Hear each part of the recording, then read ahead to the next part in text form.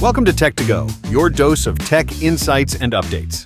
I'm your host, Toby, and today we're diving into some exciting news from the world of media streaming. Plex, a name many of you are familiar with, has finally rolled out its long-awaited redesign for mobile apps. Let's break down what's changing and why it matters. If you've been a Plex user for any length of time, you know the app has been due for a visual refresh. Well, the wait is over. After months of testing that began last fall, Plex has officially launched its redesigned mobile experience on both Android and iOS platforms. The rollout started this week and will reach all users within the next 7 days. So, what's new with this redesign? First and foremost, the entire user interface has been overhauled to match the modern aesthetic you might recognize from Plex's other apps like Plex Photos, Plex Dash, and PlexAmp. The navigation has been completely reworked with a focus on content discovery, making it easier to find what you want to watch or listen to. One of the most striking changes is how the app showcases artwork. Cover art for movies and shows now gradually fades into color-matched gradients on the background, creating a more immersive browsing experience. This visual enhancement extends to movie and show detail pages, cast and crew profiles, and even user profile pages. For those who use Plex primarily for managing personal media libraries, there's good news. The redesign includes a dedicated tab specifically for your personal media collections. Power users can now personalize their experience by favoriting certain media libraries, making it easier to access the content that matters most to them. The Watchlist feature, which lets you save items from across streaming services, has proven so popular that it now has its own prominent spot in the top-level navigation menu. This universal watchlist has become a centerpiece of the Plex experience, allowing users to create a personalized lineup of content from various sources.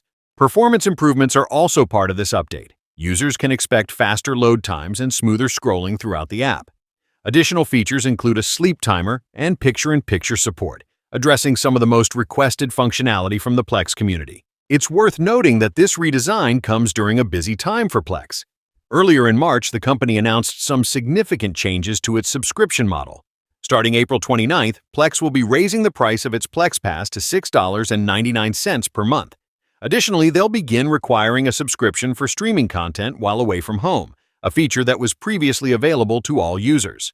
Another interesting development is that the Mobile Unlock feature, which allowed streaming to smartphones and tablets, has been completely eliminated.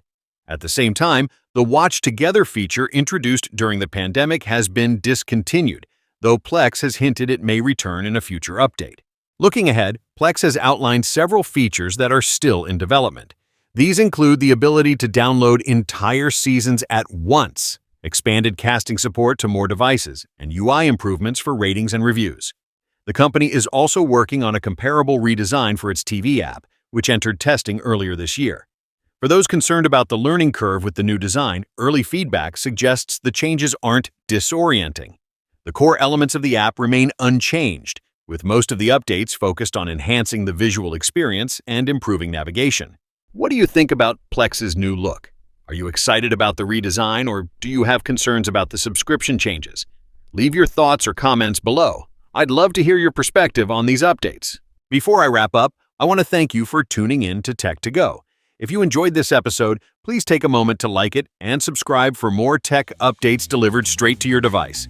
Your support helps us continue bringing you the latest in tech news and analysis. Until next time, I'm Toby, and this has been Tech to Go.